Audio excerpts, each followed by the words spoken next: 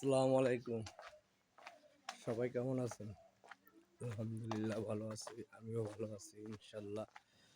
একটা ভিডিও করতে আসছি, সেটা হলো আগামী জাতীয় নির্বাচন নিয়ে একটি কথা বলছি। সেটা হলো মোটর শ্রমিক ইউনিয়ন সকল ভাইদের একটি কথা, যারা দূরপাল্লা গাড়ি চালায় তাদের নিয়ে একটি কথা বলছি। সেটা হলো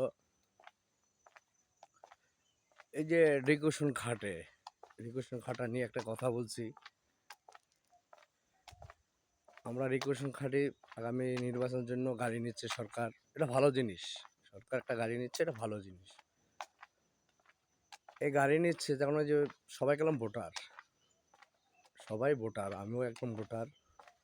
আমার গাড়িটা আপনার রিকুশন খাটিয়েছে সিরাজগঞ্জে, জিআর পরিবহন 12 তারিখের জন্য আপনার নির্বাচনের জন্য নিয়েছে সরকার। ভোটের জন্য নিয়েছিল। তো আমরা সকল যে ভোটার, ভোট দিতে পারবো না।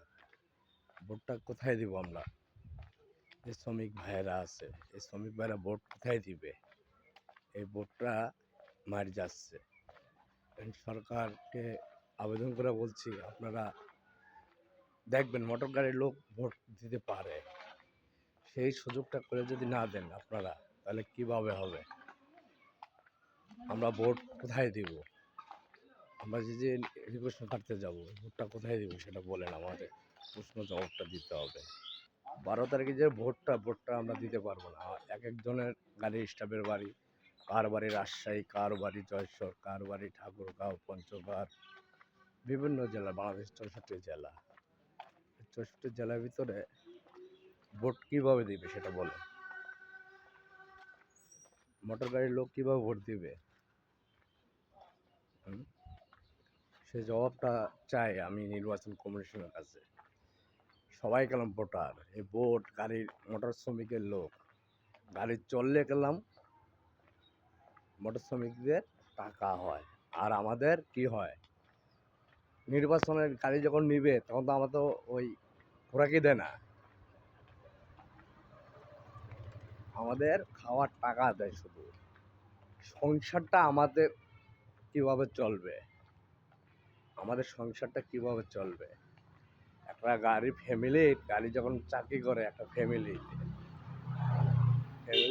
লোকজন টাকায় থাকে, তার বাল বাচ্চা থাকে, ফ্যামিলি সবাই আছে, তাদের সংসার টাকা দিতে পারছে না। এরিগেশন কাটলে টাকা দিতে পারছে না।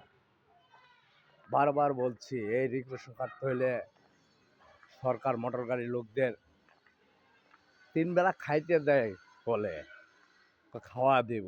খাওয়া আপনারা দেখলে এই খাবার আপনারা খাইতে পারবেন না। গাড়ির রিকুয়েশন নিবে, ঠিক আছে, মানলাম গাড়ির রিকুয়েশন নেই, ন্যায্য খোরাকিটা দেখ। এই যে 3-4 দিন একটা গাড়ির স্টাফ থাকবে, তার ফ্যামিলি কিভাবে চলবে? তার ফ্যামিলি, মা থাকে, কার বাপ থাকে, তার সন্তান আছে, ফ্যামিলি। এই গাড়ির চাকরি করে, ডাকাতি ঘুরে এসে সে খোরাকি পায়, কয় টাকা পায়? একটা হেল্পার পায় 650 টাকা, সুপারভাইজার টাকা পায় 700 টাকা, ড্রাইভার 1350।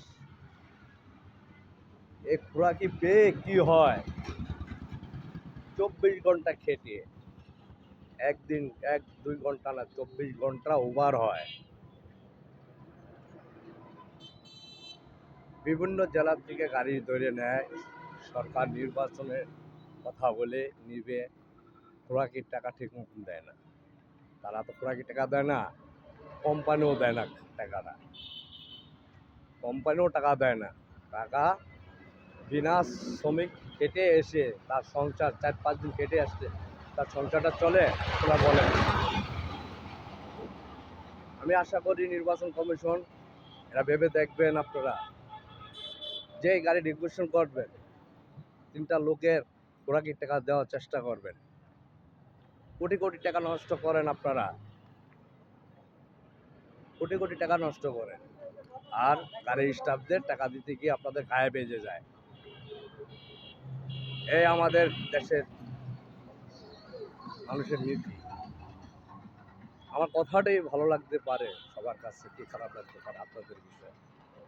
মোটর গাড়ি যারা প্রিকশন খাটবেন, আপনারা একটি কথা বারবার বলছি, ওরাকে ছাড়া আপনারা যাবেন না।